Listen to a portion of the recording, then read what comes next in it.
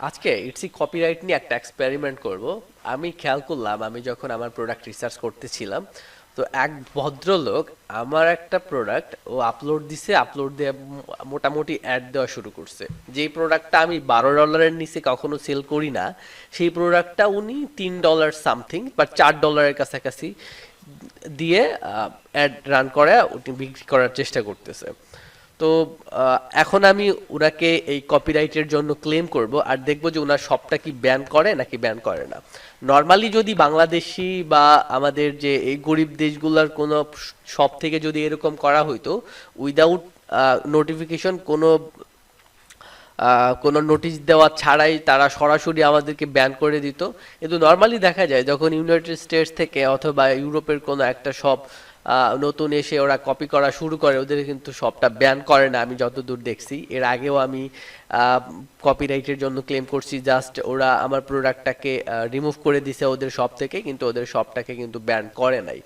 তো আজকে আবার আমি দেখব যে ওরা আজকে কি করে, যে ওরা কি শপটাকে ব্যান করে দেয় নাকি হচ্ছে জাস্ট আমার প্রোডাক্টটাকে ওদের শপ থেকে রিমুভ করে দেয়।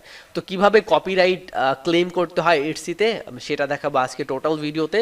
আপনি যদি আমার চ্যানেলে নতুন হয়ে থাকেন তো please hit the subscribe button, and আপনার যদি কোনো টেকনিক্যাল সাপোর্টের দরকার হয় তাহলে আমাদের একটা ছোট্ট ফেসবুক গ্রুপ আছে, চাইলে আমাদের গ্রুপে পোস্ট করতে পারেন, জয়েন করতে পারেন আমাদের গ্রুপের সাথে। ডিসক্রিপশনে লিঙ্ক দিয়ে দিলাম। তো চলুন মূল ভিডিও শুরু করা যাক। তো কে আমার প্রোডাক্ট কপি করছে এবং কি প্রোডাক্ট কপি করছে সেটা আমি আপনাদেরকে দেখাচ্ছি না, জাস্ট আমরা কিভাবে কোনো কপি প্রোডাক্টের জন্য কমপ্লেন করব সেটা সেখান থেকে আমরা শুরু করছি।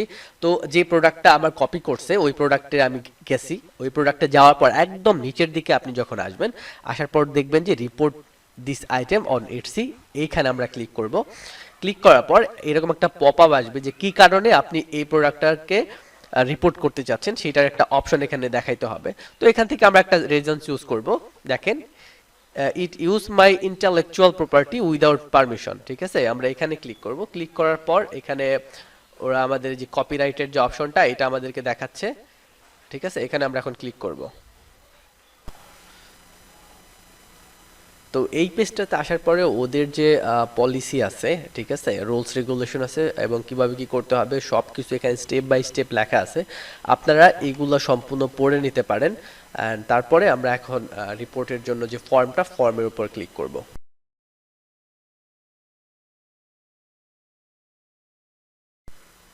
যেটা আমাদের এই পেজটা আসবে, এই পেজ থেকে আমরা প্রথম অপশনটা সিলেক্ট করব এবং নেক্সটে যাব। এই ফর্মে আমাদের সকল ইনফরমেশন দিতে হবে, পার্সোনাল ইনফরমেশন, নাম, অ্যাড্রেস, এগুলা এগুলো সব কিছু কমপ্লিট হয়ে গেলে আমরা আবার নেক্সটে প্রেস করব। অলরেডি যেহেতু আমার আগে করা ছিল, আমার অটো ফিল আপ হয়ে আছে, আপনাদের কিন্তু এটা অপশন আসবে না। আপনাদের এখানে ম্যানুয়ালি আপনাদের বসাইতে হবে নাম, ফোন নাম্বার, লোকেশন, এগুলো বসানোর পর আমরা নেক্সটে ক্লিক করব। হ্যাঁ,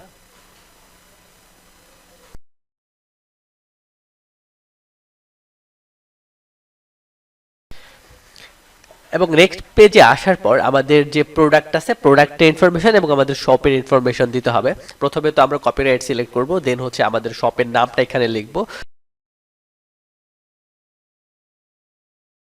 তারপর এখানে নো দিয়ে দিব। দেন হচ্ছে এখানে যে আমার প্রোডাক্টের যে টাইটেল ছিল টাইটেলটা এখানে বসাবো। আমি যদি একটা একটা করে ওইভাবে ধরে ধরে দেখাই দিয়ে যেতাম তাহলে হয়তো অনেক সময় লাগতো, জাস্ট আমি আগে থেকে কপি করে রাখছি, আপনাদেরকে এখানে বসায় দিয়ে দেখাচ্ছি। আইটেম অ্যান্ড ডিজাইন, অ্যান্ড তারপরের যে বক্সটা আছে এই বক্সটা হচ্ছে আমাদের প্রোডাক্টের লিঙ্ক দিব এখানে।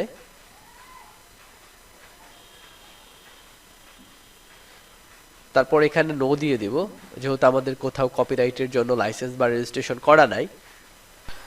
এই ইনফরমেশনগুলো যেহেতু খুবই গুরুত্বপূর্ণ তাই আমি আরো ভালোভাবে রিভিশন করে নিচ্ছি। সবকিছু ঠিকঠাক থাকলে আমি এখন নেক্সট স্টেপে যাব।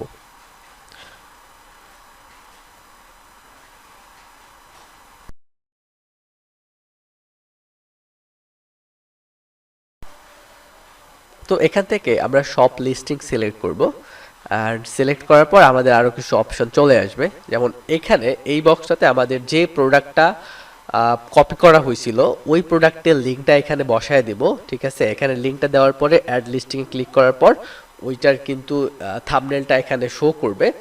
অ্যান্ড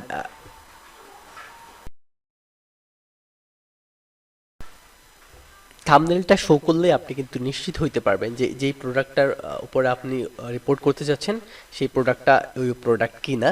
যদি আপনি নিশ্চিত হন আপনি নেক্সট বাটনে প্রেস করবেন। এখন আমরা এখান থেকে দুইটা অপশনই সিলেক্ট করে দিব, আর হচ্ছে এই বক্সটাতে আমার নাম লিখে আমি সাবমিট বাটনে ক্লিক করার সাথে সাথেই কিন্তু ইটসির কাছে রিপোর্টটা চলে যাবে এবং ওরা 24 ঘন্টার মধ্যে এটা রিভিউ করে আপনাকে জানায় দিবে যে ওরা আসলে কি অ্যাকশন নিছে। অ্যান্ড যদি আপনার ইনফরমেশনগুলো ভুল হয় বা এই প্রোডাক্টের কপিরাইট যদি আপনার না থাকে, সেই ক্ষেত্রে কিন্তু উল্টা আপনার উপরেও কোনো একটা পেনাল্টি আসতে পারে। ঠিক আছে?